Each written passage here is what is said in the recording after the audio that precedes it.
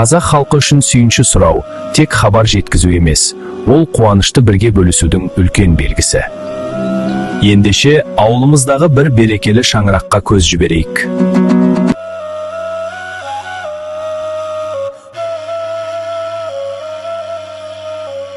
Отағасы, бүгін көңілім бір жақсылықты сезіп отыр.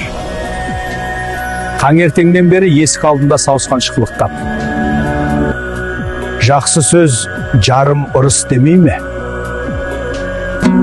Көрші ауылдағы келініміздің айы күні жақын еді.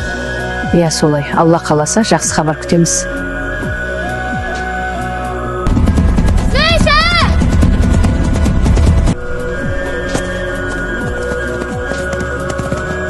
О, балам, сабыр, не болды? Ата, білесің бе, керемет жаңалық. Иә, Нәресте дүниеге келді. рас па? Қандай қуанышты хабар? Иә, ата, біздің ауыл тағы бір адаммен толықты. Иә, тағы бір адаммен. Қандай қуанышты хабар.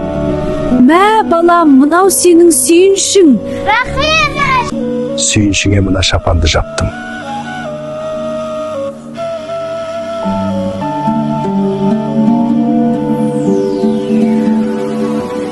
Қуаныштарыңыз ортақ, тойларыңыз көп болсын.